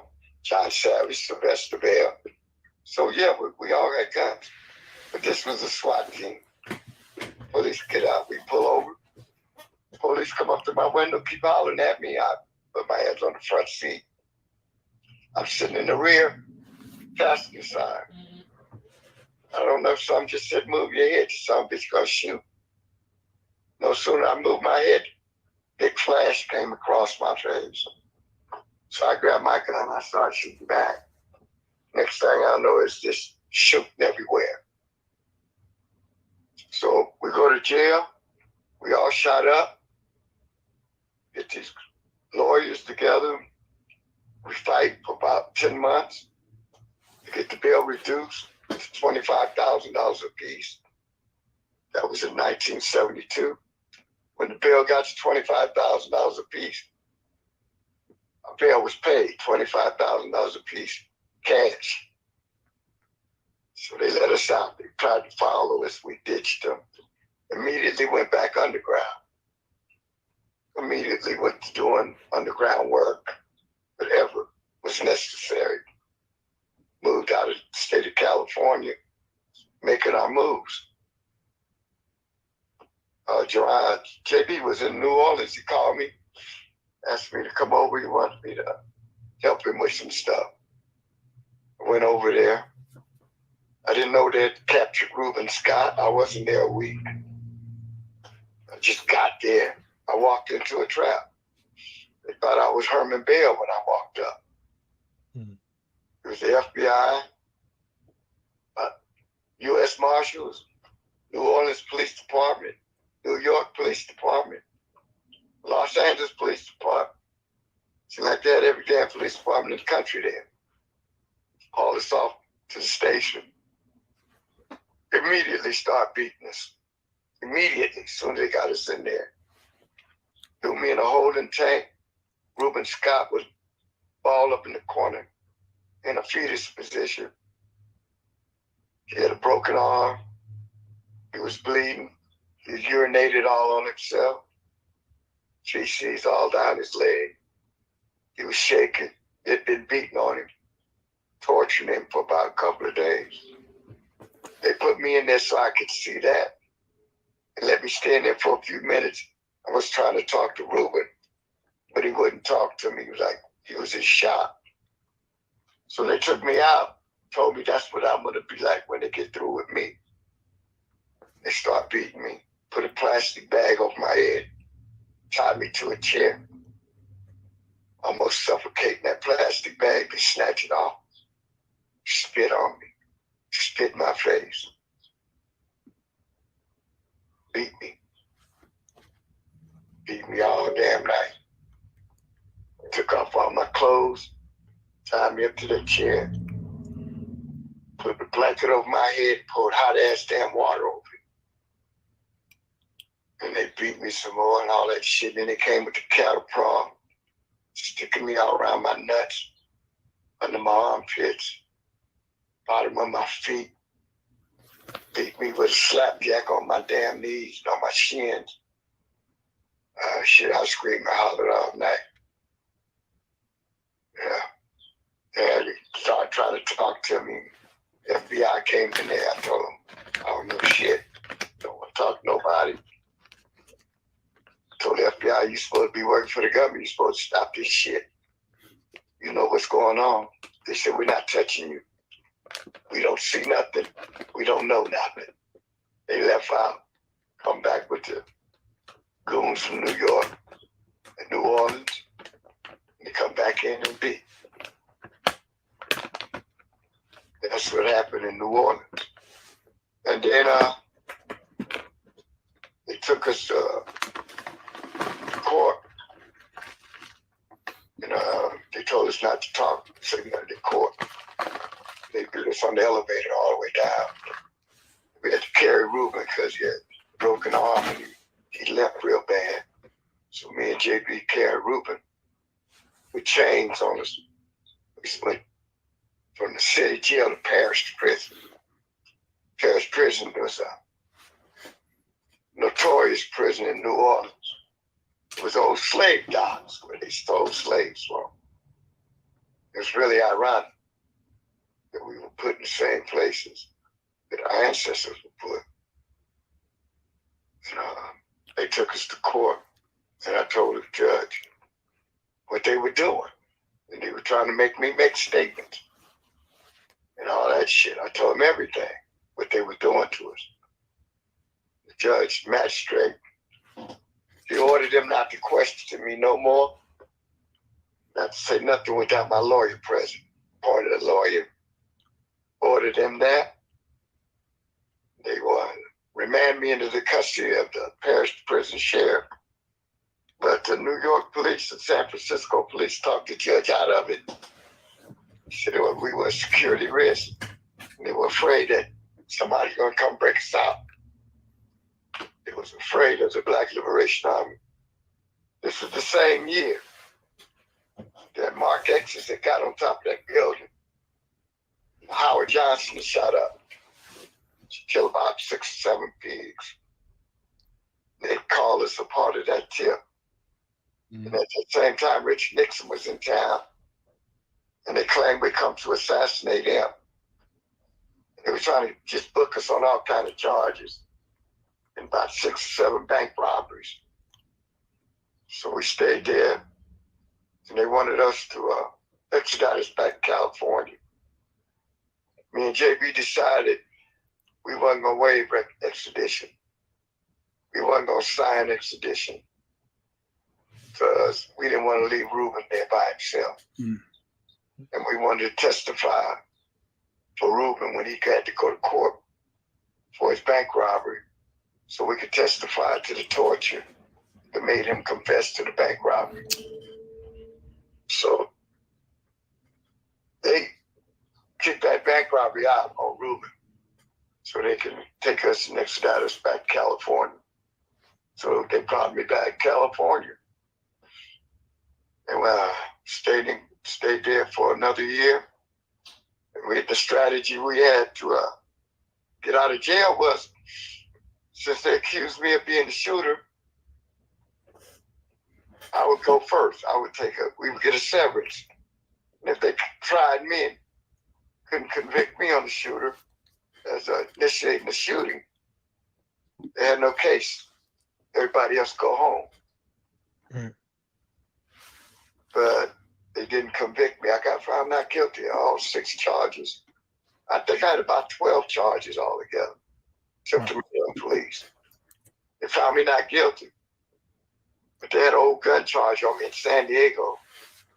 But my lawyer had got wind of that long before they thought she did. And she filed for a speedy trial. And they didn't give me a speedy trial. So when they took me to San Diego, after I got found not guilty,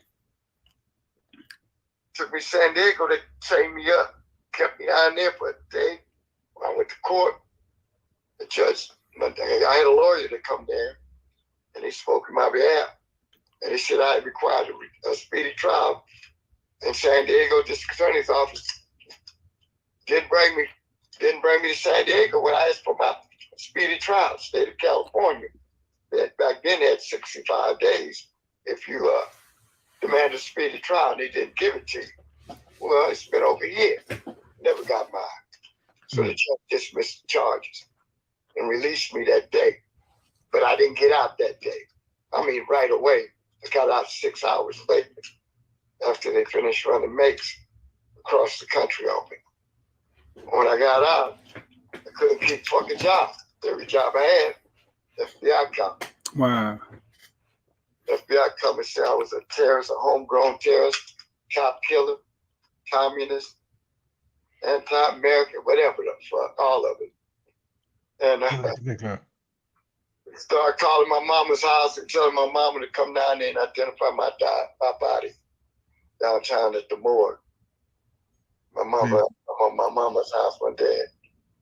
She had just got off the phone with them dogs. And she saw me and she screamed like she saw a ghost. And she asked me to leave California. And don't tell nobody where I'm going. Friend or foe, don't tell anybody. She didn't even want to know. So I went to the furthest state I could go to it on this landmass. I went to Florida. In a little town, nobody knew who the fuck I was. But I knew the FBI knew because I never changed my name. I used my social security number. So I stayed down there for 30-something years. I worked. I still did work with my comrades. It's none of the people's business down there. You know, we always had a phrase, them that know don't tell, them that tell don't know. And I'm a man of principles because my principles is what kept me alive. Certain things I do and certain things I'm not going to do. And I live by those principles, and that's saved my life. And I worked down there all those years in 2000, and was it whatever that year was, 2001, when the 2 buildings came down. No sooner than one building hit the ground, JB was calling me. He said, "You see that?" I said, "Yeah." He said, "Here they come. They're coming." JB had always had his ear close to the ground. I have to acknowledge that. He had somebody in the district attorney's office in California that was giving him information long before Kamala Harris and their people made their move. She was in on it at first until she found out about the torture, and she bailed out. She said she wasn't going to try that case. So the feds picked it up. Homeland Security picked it up under the Patriot Act on a murder on a police officer in San Francisco right after George Jackson was killed.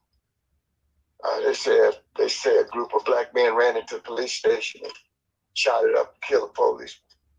They've been looking for him for 30-something years, and that I was one of the people involved. And that's how I became one of the San Francisco 8. And they start coming to my house, asking me questions, and I always say, man, when anybody asks you questions, that means they don't fucking know. So why are you volunteering information? They tell you from the beginning, you have the right to remain silent. You don't have to talk to me if you don't want to.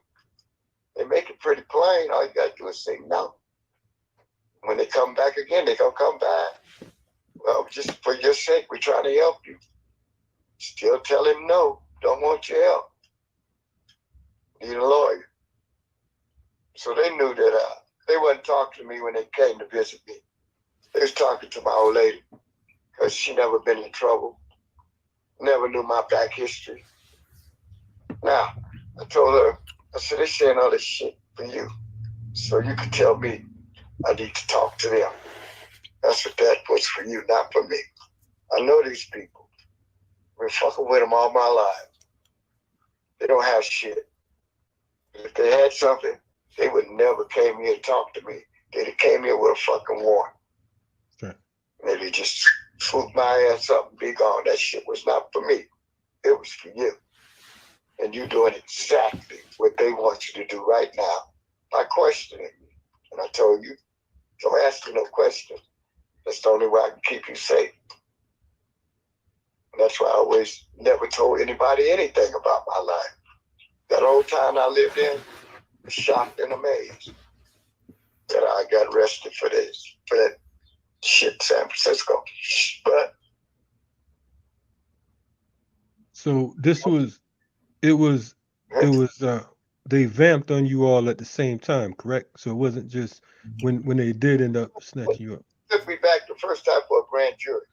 They tried to get me to testify against myself and my co-defendants, my comrade. And I took the fifth.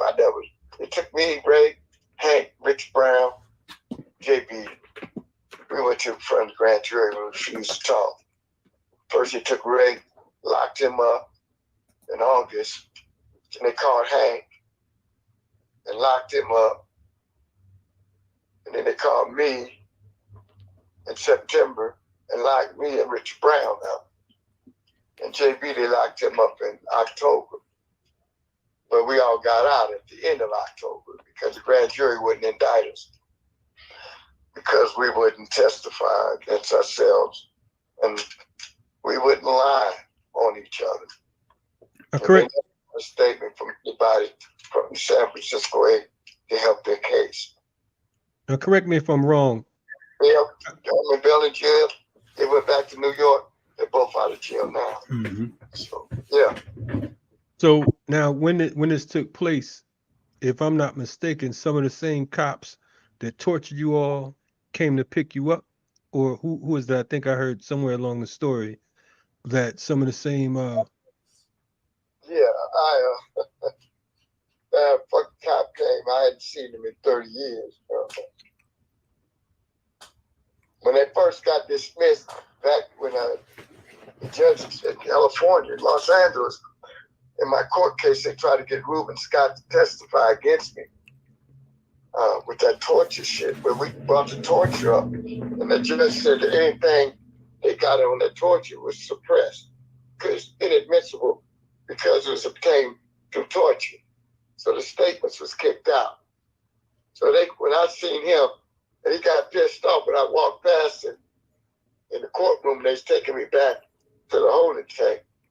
I asked the bitch, how do you like me now? He said, fuck you, this shit never goes away. I'll be back. That was back in 1974, he told me that. Wow. And that same motherfucker came back in 2007, 2006, and says, remember me? I told you I'll be back, motherfucker. And I ain't gonna leave until I see all you motherfuckers in Pelican Bay go in prison with the rest of the motherfuckers. And yeah, saw him when they dismissed it again too. I asked him once more, how you like me now, motherfucker? As I walked out of the courtroom, walked out at 850 Bryant Street, San Francisco, California. I bet he didn't say nothing then, did he? I ain't never been to prison in my fucking life. Wow. That's wild. So the crazy thing about it is you all went through all this torture and you were never in prison. So I know that part of this, as you mentioned, Jalil and Herman Bell were part of this case as well, correct? Right. And they're both free right now, as you mentioned. So and we've had Jalil on the program numerous times. So definitely we're glad to have you on telling your story and glad that you are free. And we're gonna definitely stay in tune with you because I think that you all have a lot to share with with our audience. One of our main things is political education. You know what I mean? Because Right. I think that I like that. yeah, because it's so many brothers and sisters out here that I think mean well, but they don't understand the depths of what's going on. I want to ask you because I know that today we're commemorating Geronimo, and it all ties in, Oh, because yeah. I used to fuck with him all the time. He used to sit next to me. We'd be playing chess, Elmer Cheeks, Mhm. You touch that piece, you touch that piece, you gotta move it, man. What are you doing? Put it back. I said, you can't put that back. that's the second time that came up today. I push him off. I called him Elvis when I called him cheat and shit. I love that cat, man. Big heart. He got a big heart. When's the last time you saw him before he transitioned? Yeah. But he said he asked when was the last time you saw Uncle G before he transitioned. I sat and talked to him with your dad. We went up to the penitentiary when your father was, when you guys had moved back to Louisiana, right? You remember that? Oh yeah, we talked about that earlier. Yeah. Yeah, when your father took all your guys back to Louisiana, and he came back to get something, and he rode back with me. I had a yellow Cadillac, and I just met my wife, and I was leaving town. I just left my mom's house, and he said, "Man, before you go, let's go see G." said, yeah, let's go see Chief. And we rode up there together. Was that Mule? What was the name of that? Mule Creek? Prison? Mule Creek, yeah. Rode off there. That's an all-day ride. All night. We got up there, man, talked to him with Geronimo. I said, man, you would get some out these machines. Because, you eat that old dog food in there. I know you want some out these machines. So I gave him about $40 worth of change.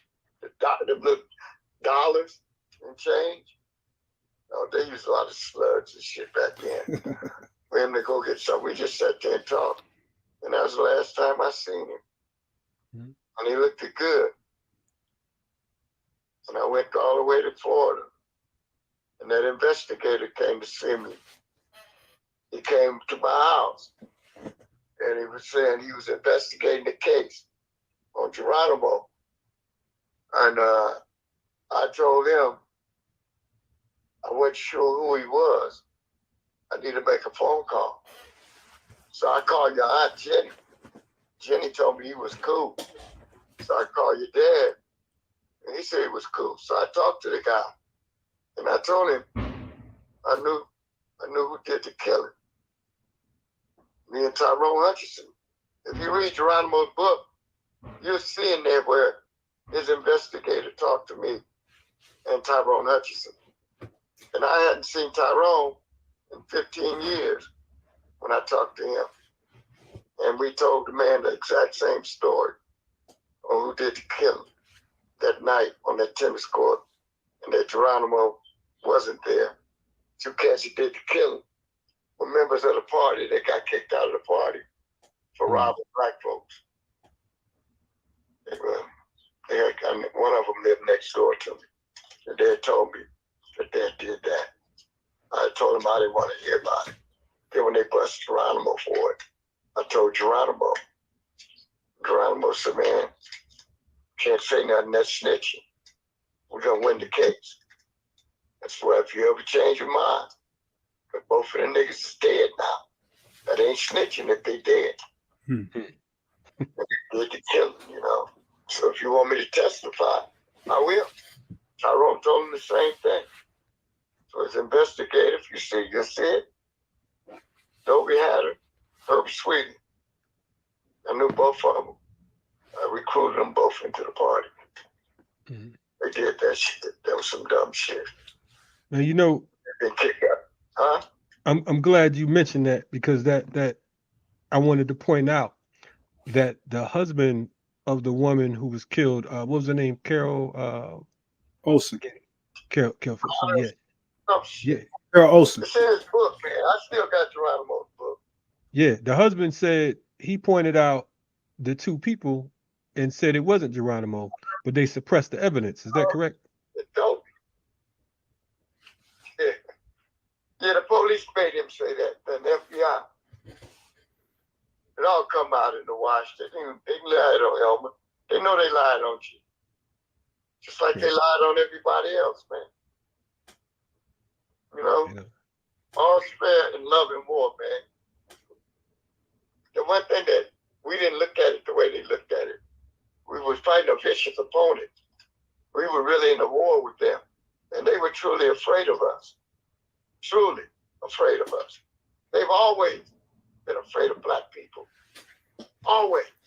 Because they know what the fuck they've done, man. You'd be afraid too if you know what you've done to a group of people and what you continue to do. Bro, I was about to say what they continue to do. And got their children doing it, their grandchildren. So pass it on. It's in their DNA. It's the way the system was designed. Never was designed for us to include us. It's never supposed to have this role. Right on. Listen, brothers, I definitely appreciate you all coming on the platform today. I mean, it was almost like two different interviews in one. Yeah. And two necessary interviews. So I definitely appreciate, because I knew when a good brother said that you know, he was talking about bringing you on. I was like, hell yeah, you know what I mean? Because I definitely know that, you know, you all have stories, you have history that need to be heard, and Yeah. you know, so you know, to me it was imperative. Like I said, I remember when you all first came out to Atlanta, when you all came out together, and I'm thinking it was at Kathleen's house where that first screening was. It was downtown. I know, like I said, John Bowman was still alive, and I think it was, you know, everybody except for Herman and Jalil, of course. I was out there with Bilal Sunni Ali. We came out to the Said what? huh? When Kathleen Cleaver there? Yeah, we was at her house, I think, if I'm not mistaken. We was at I think it was a 2-day thing. The first day we was at this brother Joe Beasley's house downtown in a loft. And then I think the next day we went to Kathleen's house. Okay. It's been a while. It probably was '08 or '09 or something like that. I'm thinking like 2008. Yeah, it's been that time flies when you're having fun, bro. Yeah, lot of fun. Right on. But definitely, you know, you know, we know you're gonna get healthy and get right. Looking forward to seeing you on the road. You know, I'll be, as a matter of fact, on the 22nd of this month, I'm going to Phoenix, Arizona to see Curtis Austin. okay. He's writing a book on the San Francisco beat. Oh wow. Okay. Give me some material to read. I've been reading it. I'm gonna go over there and talk to him about some of the stuff I've been reading. Yeah. And he said for me to read, and he's the one who wrote the book Up Against the Wall, which is the best Panther book I've read on all the. Excellent book. I mean, you know, his book is great. I love DC's book because DC was there, you know, and DC called some shots. Right. I seen DC in the heat of battle. It's nothing like being tried and fired. It's nothing like learning about somebody on your right and your left, and you know what they're gonna do and what they're not gonna do. It's hard. Because we always say we're only loyal to those who are loyal to us, and we're loyal to the cause, and we're loyal to revolution. Yeah, yes, sir. Yes, sir. Right on. I'm sharing it here too. I got it up here, Brother Harold. I got it not too long ago. Field Marshal DC's book. So you got the crisp one right now. Yeah, with the old title on it. Right, but, right. That's what I got. Yeah. The old title. Yeah. You know, his daughter's real sweet. Yeah. I talked to her quite a bit. Kim Cox. She's good. She's learned a lot of stuff about her father. Man, look at what. Oh, go ahead. When I was underground, you know, DC snuck in the country a couple of times, and they came to see us all while we were underground. Wow. He came as disguised as a white dude. What? All straight shit. Came disguised as a white dude. They were there with phony ID and shit. I said, God damn, DC, you gonna heat up our spot like a motherfucker. The motherfuckers that win that they think you anywhere near here. But Jim, we had some flexibility because communications then is nothing like communications now. A lot of shit you can get away with. Oh, they survey everything now, huh? So yeah. You can't rob banks like that no more.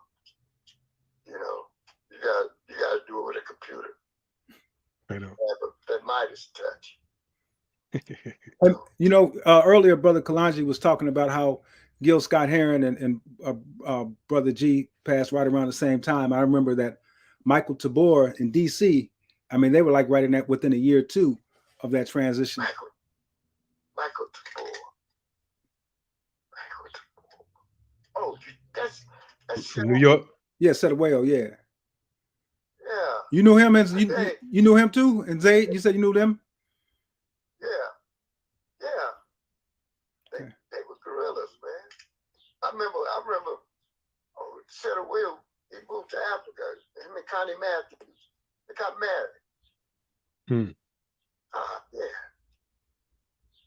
Yeah. Okay. Yes, man. Yeah, so it was around the same year, and these stories, and like when Uncle G got out, and I went over to Africa with him, and so we'd be up late, telling these stories. I'll be asking about him, asking about y'all, asking about Rory Height, and just because stuff I read, I want to know who you know about these. Roy Heath. Roy Heath, as I say it.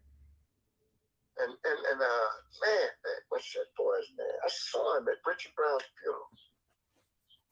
Landon Williams. Landon Williams. Yeah. Was that Landon? Yeah. He was a smart motherfucker.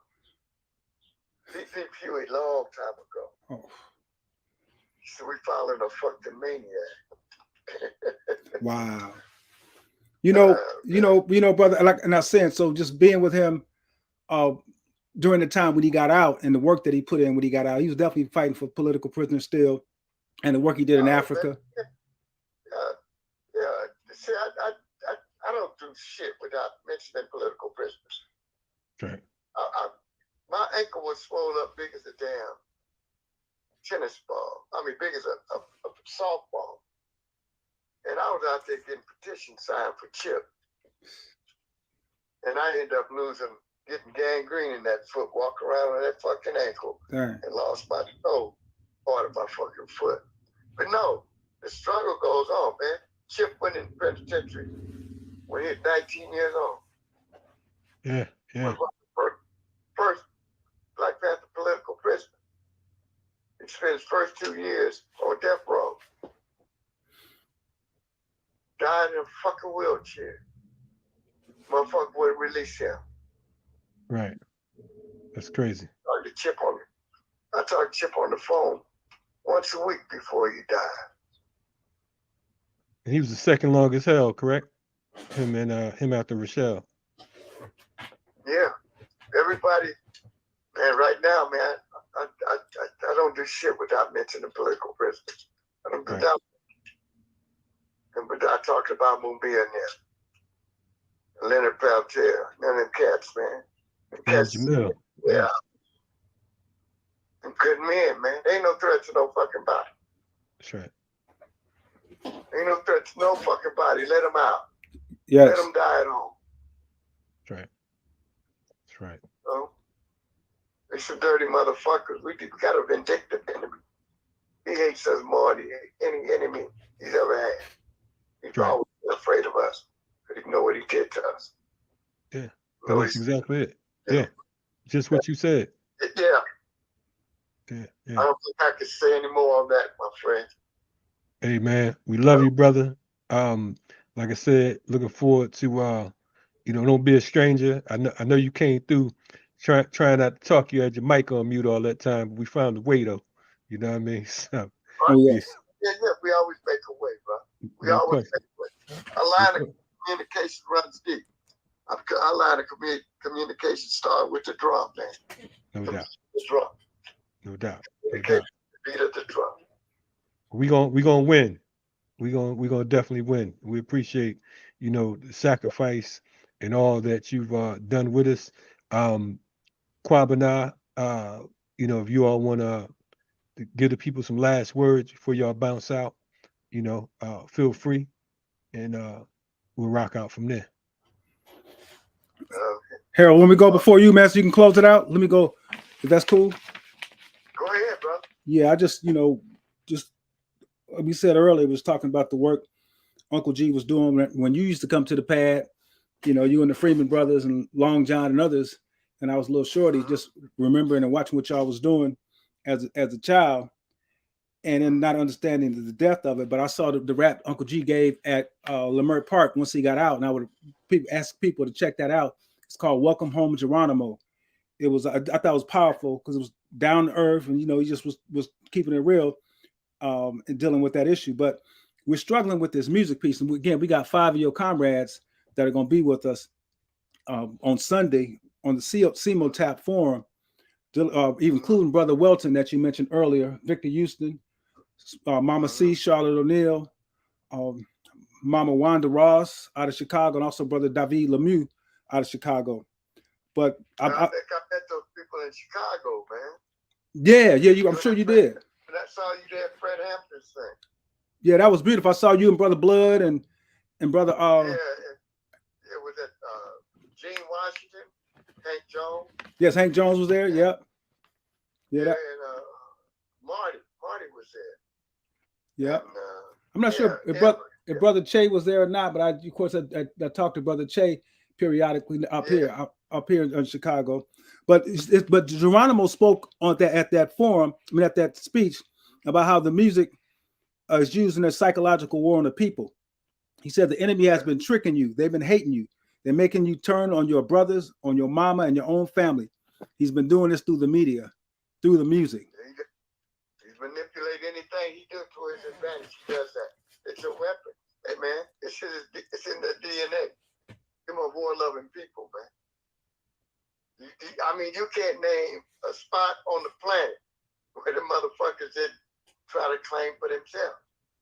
The laziest people on the planet, the only thing that they're good at is warfare, destruction, colonize, murder, plunder, stealing, taking people's shit.